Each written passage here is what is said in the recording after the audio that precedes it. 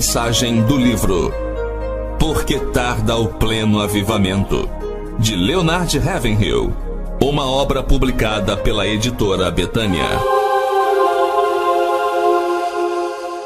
Capítulo 14. Edificando um império para Deus.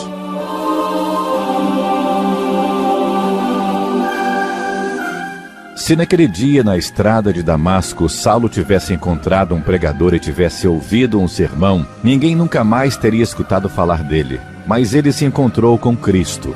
Às vezes podemos nos esquivar dos pregadores e de ouvir sermões, e muitas vezes o conseguimos, mas não há como fugir de um encontro com Cristo. E naquele instante, sua filosofia de vida teve um confronto com a própria vida.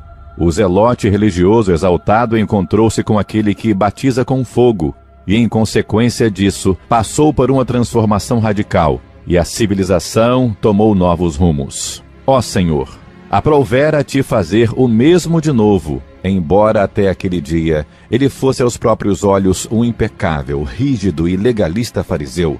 Pouco depois ele passou a se apresentar como o principal dos pecadores aos olhos de Deus. E isso não nos espanta, pois ele foi para a igreja recém-nascida o que Herodes foi para o Cristo recém-nascido, transformando o negro inferno em um desespero de trevas ainda mais densas. Aquele que já teve uma experiência com Deus nunca será dissuadido por argumentação humana, pois uma experiência com Deus que custa alguma coisa vale muito e realiza uma obra em nós. O que Paulo vivenciou naquele dia não foi um experimento, foi uma experiência. Contudo, aquele seu encontro com o Senhor naquele dia deve ter sido, além de transformador, bastante aterrador.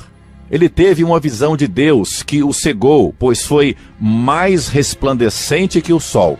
A partir daquele instante, Paulo se tornou cego para todas as honras terrenas. Aqueles que honram a ti, Senhor, nunca me honrarão, disse F.W.H. Meyer.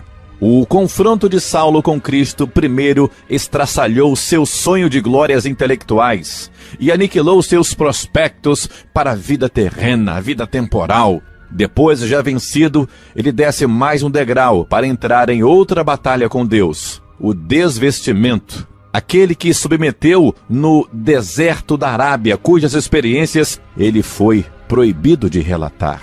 E de alguma forma, esse conquistador de almas para Cristo, com seu intelecto privilegiado e sua maravilhosa linhagem, recebeu seu Senhor, não apenas como um substituto, mas também como sua vida, numa identificação total com Ele. Morri em Cristo. E todos nós dizemos a mesma coisa com certa leviandade. Além disso, Paulo afirma em tom triunfante: Cristo vive em mim.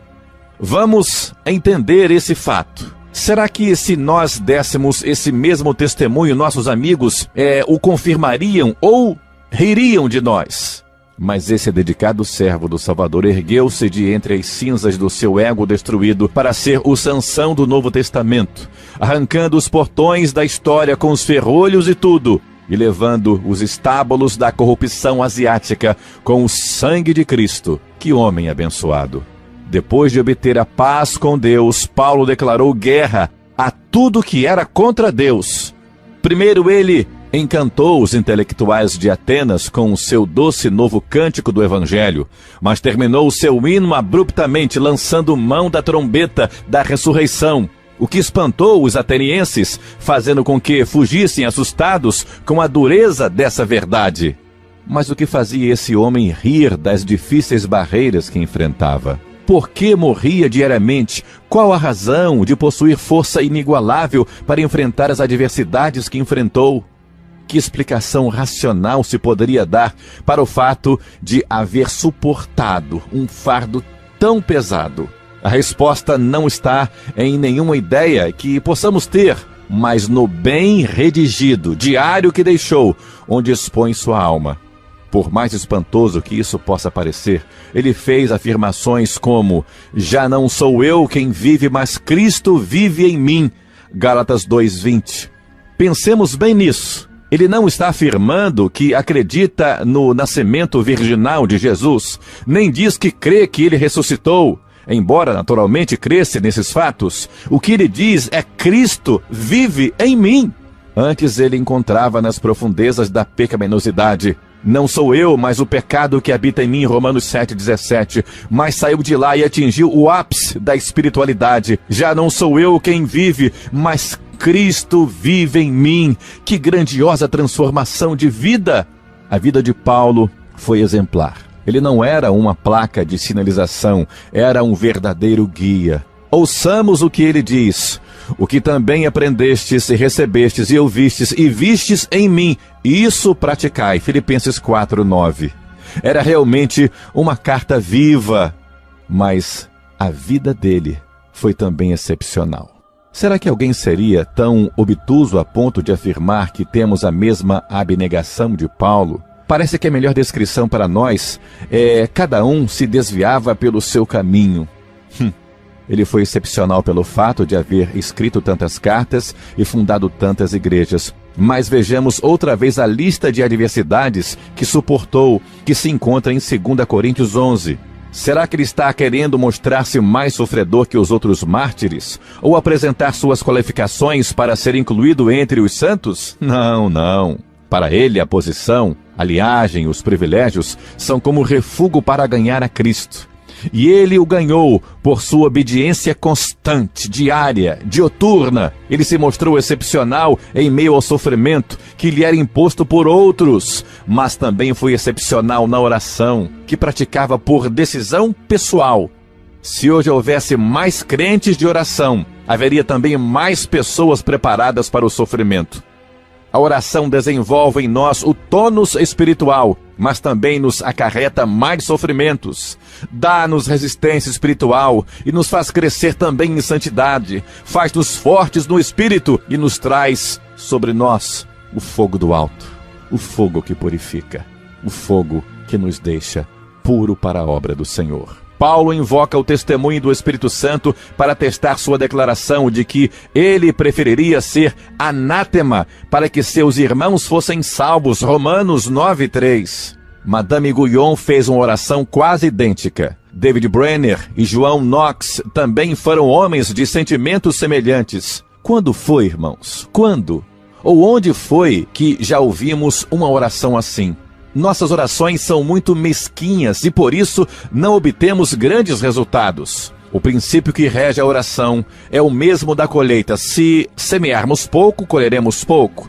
Mas se semearmos com abundância, colheremos abundantemente. O problema é que estamos querendo colher muito sem ter aplicado nada, ou muito pouco. A vida de Paulo também estava em expansão.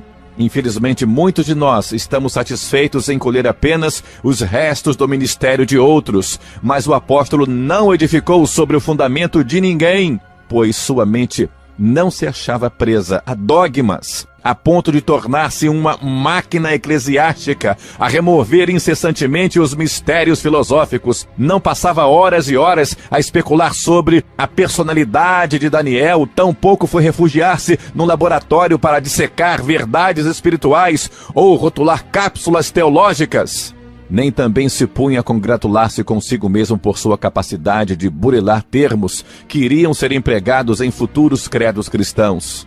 E a razão disso é clara como o sol ao meio-dia. Paulo não escreveu nenhuma obra sobre a vida de Cristo. Ele a demonstrou na prática. Sou devedor.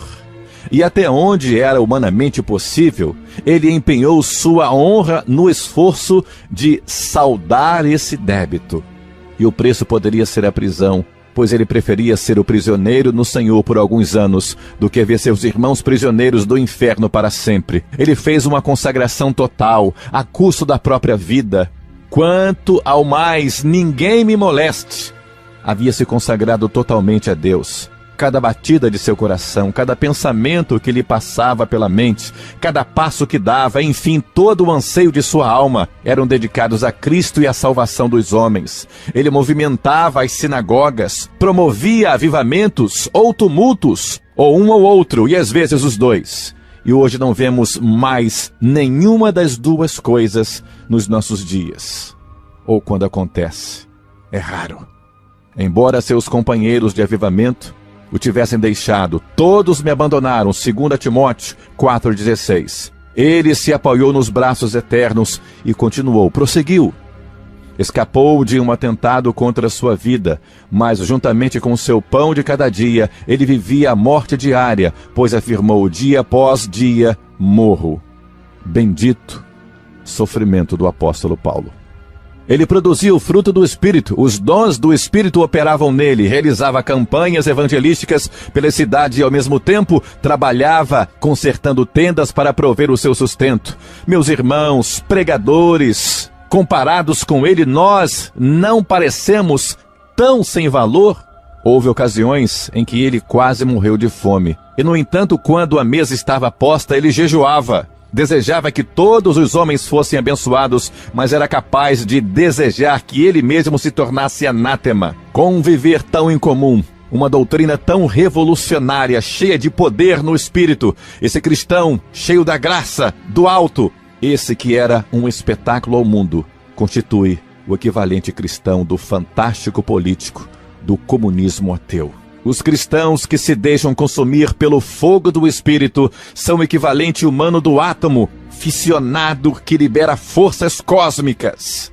E esse Paulo transformado, extasiado e que em breve seria arrebatado, afirma que todos nós podemos ser iguais a ele. Vejamos o que ele diz quando estava presente ao rei Agripa. Abre aspas, assim Deus permitisse que, por pouco ou por muito, não apenas tu, ó rei, porém todos os que hoje me ouvem, se tornassem tais qual eu sou, exceto essas cadeias. Ele não diz que gostaria que todos escrevessem como ele escreveu, nem que todos fundassem igrejas como ele fundou, nem diz que gostaria que todos agissem como eu agi, mas que fossem tais como também eu sou. 1 Coríntios 7,7. E o mesmo Espírito que havia em Paulo pode estar em nós, para que nós com ele possamos identificar-nos com Cristo em sacrifício, ainda que não em serviço. E onde isso iria levar-nos, meu irmão?